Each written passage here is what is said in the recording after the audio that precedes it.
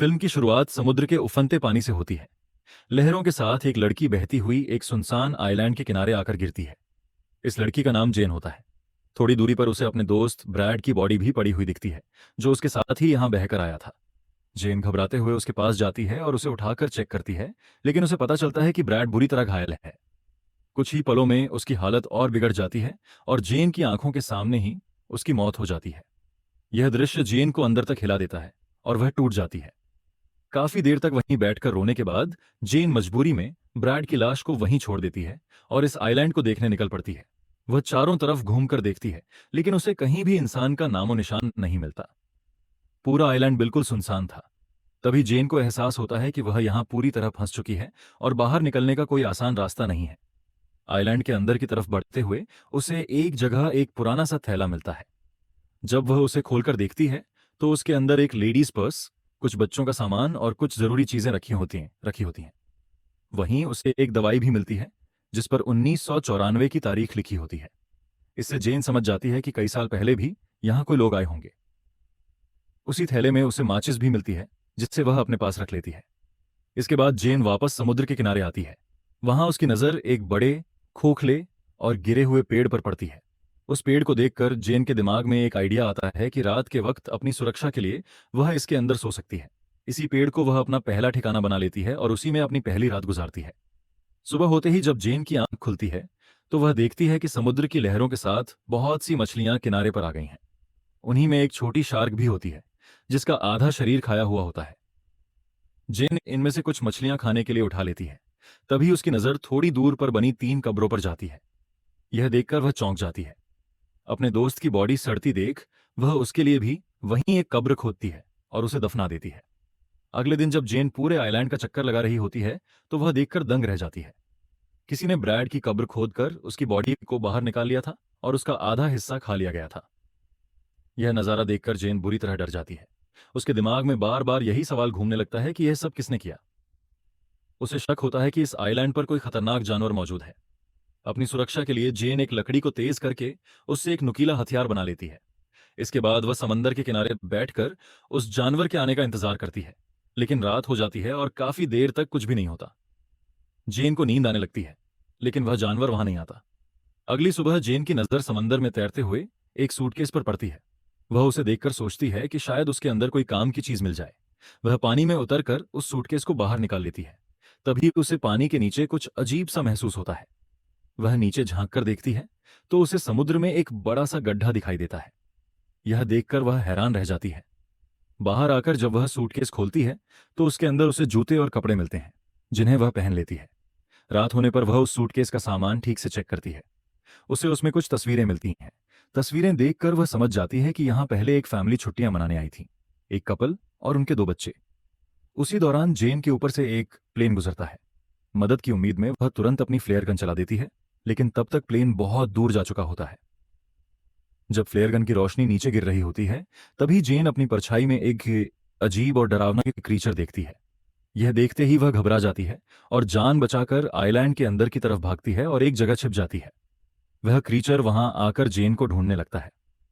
जेन का डर और भी बढ़ जाता है। किसी तरह यह रात कटती है। अगली सुबह जेन फिर से उन तस्वीरों को देखती है और एक फोटो में उसे 2 चमकती हुई आंखें नजर आती हैं। तभी उसे एहसास होता है कि यही वही क्रीचर है जिसे उसने पिछली रात देखा था और शायद इसी ने उस फैमिली को मार दिया था।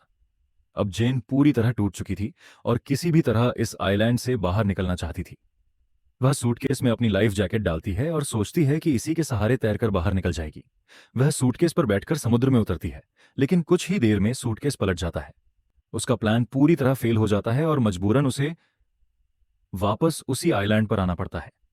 अब उसे उस क्रीचर से बचने के लिए किसी सुरक्षित जगह की जरूरत थी। तभी उसे फिर से वही खोखला पेड़ याद आता है। पेड़ में बने बड़े होल की वजह से वह फैसला करती है कि आज रात वही सोएगी। रात होते ही वह क्रीचर दोबारा आ जाता है और उसे यह भी पता चल जाता है कि जेन पेड़ के अंदर छिपी हुई है।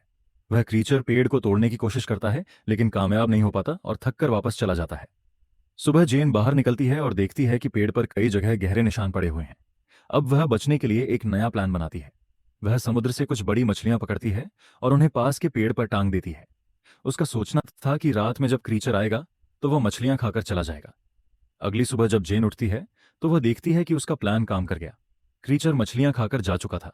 तभी उसकी नजर समुद्र के किनारे पड़ी एक सड़ी गली बॉडी पर पड़ती है। वह उसके पास जाती है और देखती है कि लाश काफी पुरानी है। तभी उसके दिमाग में एक और खतरनाक आइडिया आता है। वह उस बॉडी को भी पेड़ पर लटका देती है ताकि क्रीचर उसे खाकर चला जाए। अब जेन के लिए यहां जिंदा रहना और भी मुश्किल हो चुका था। रात के लिए वह जमीन में एक गड्ढा खोदती है और उसमें छिप जाती है।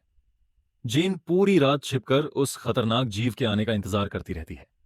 जैसे ही अंधेरा गहराता है, कुछ देर बाद वही डरावना क्रीचर वहां पहुंच जाता है। यह पहली बार होता है जब जेन उसे सामने से देखती है। उस क्रीचर की शक्ल इतनी भयानक होती है कि जेन की रूह कांप जाती है। वह बिना किसी डर के वहां लटकी हुई बॉडी को खाने लगता है। उसी दौरान जेन के बिल्कुल पास से कुछ हल्की सी आवाजें आने लगती हैं। जब वह डरते डरते नीचे देखती है तो उसे उस क्रीचर के पैर दिखाई देते हैं। यह देखकर उसका डर और भी बढ़ जाता है, लेकिन वह किसी तरह खुद को संभाल लेती है और बिना आवाज किए वहीं छिपी रहती है। अगली सुबह जेन उठती है और अब वह अपने लिए एक ऐसी जगह बनाना चाहती थी जहां वह पूरी तरह सुरक्षित रह सके। क्योंकि वह उस क्रीचर की लंबाई और ताकत देख चुकी थी, इसलिए वह एक पेड़ के ऊपर रस्सियों की मदद से एक झूला तैयार करती है ताकि वह जमीन से ऊपर रहे और क्रीचर उस तक न पहुंच सके। इसके बाद वह उसी झूले में बैठकर रात का इंतजार करती है। रात होते ही वह क्रीचर एक बार फिर वहां आ जाता है। उसे यह एहसास हो जाता है कि जेन कहीं पास ही मौजूद है। गुस्से में वह उस पेड़ को जोर जोर से हिलाने लगता है जिस पर झूला बंधा होता है। कुछ ही देर में झूला टूट जाता है और जेन नीचे गिर पड़ती है। अब वह क्रीचर जेन का पीछा करने लगता है। जेन अपनी जान बचाने के लिए भागती है, लेकिन तभी वह देखती है कि वह क्रीचर जमीन की तुलना में पानी में कहीं ज्यादा तेजी से दौड़ सकता है। पल भर में वह उसके सामने आ खड़ा होता है। बिना समय गंवाए जेन अपने नुकीले लकड़ी के हथियार को उसके पेट में घोंप देती है। गुस्से में वह क्रीचर जेन को उठाकर समुद्र में फेंक देता है।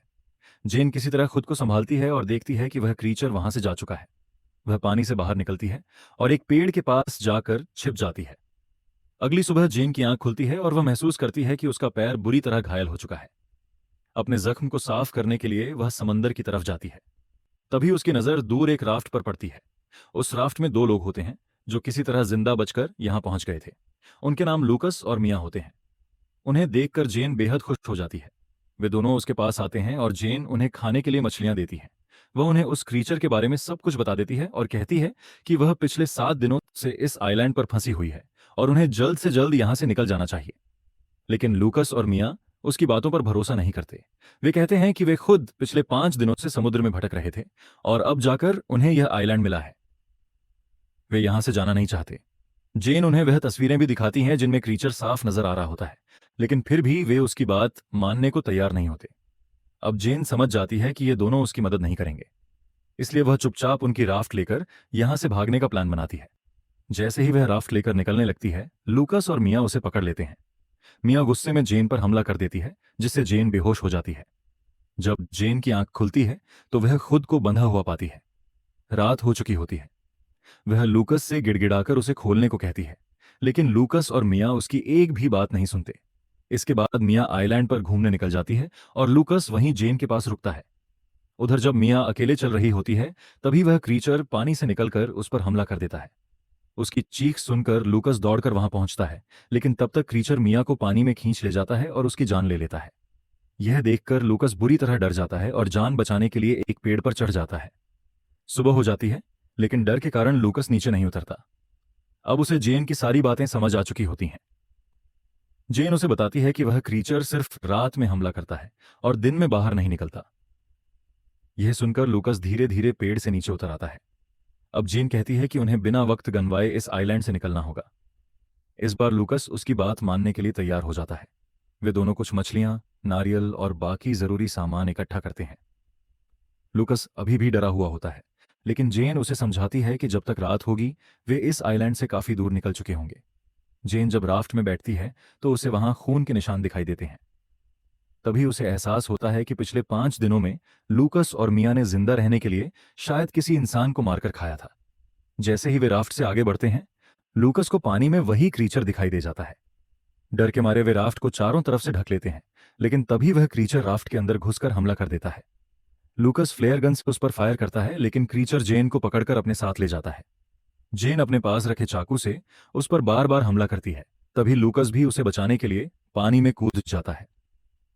यह देखकर क्रीचर जेन को छोड़ देता है और लूकस को पकड़कर अपने बड़े से गड्ढे में ले जाता है। जेन किसी तरह तैरकर वापस आइलैंड पर पहुंच जाती है। लूकस की मौत से वह पूरी तरह टूट जाती है। अब जेन उस क्रीचर का सामना करने का फैसला करती है। वह वहां पड़ी लकड़ियों से कई नुकीले हथियार बनाती है, लेकिन वे उसे काफी मजबूत नहीं लगते। फिर वह कब्र खोदकर कंकाल निकालती है और उनसे बेहद तेज हथियार तैयार करती है। इसके बाद वह क्रीचर को आग में फंसाने का प्लान बनाती है। वह सूखी झाड़ियों को इकट्ठा करके एक घेरा बनाती है और अपना ट्रैप तैयार कर लेती है। कुछ देर बाद रात हो जाती है और वह क्रीचर उसी जगह पहुंचता है। तभी जेन झाड़ियों में आग लगा देती है। क्रीचर आग में फंस जाता है। जेन अपने नुकीले हथियारों से उस पर लगातार हमला करती है, जिससे वह बुरी तरह घायल हो जाता है। हालांकि वह आखिरी ताकत लगाकर जेन को पकड़ लेता है, लेकिन जेन खुद को छुड़ाकर भाग जाती है। क्रीचर अब बहुत कमजोर हो चुका होता है और वहीं गिर पड़ता है। जेन उस पर जोर जोर से वार करती है और आखिरकार उसका गला काटकर उसे खत्म कर देती है। इसके बाद हम देखते हैं कि जहां जहां जेन ने आग लगाई थी, वहां से पूरा आइलैंड जलने लगता है। इतनी बड़ी आग देखकर जेन को उम्मीद होती है कि अब कोई ना कोई उसे बचाने जरूर आएगा। इसी के साथ यह कहानी खत्म हो जाती है।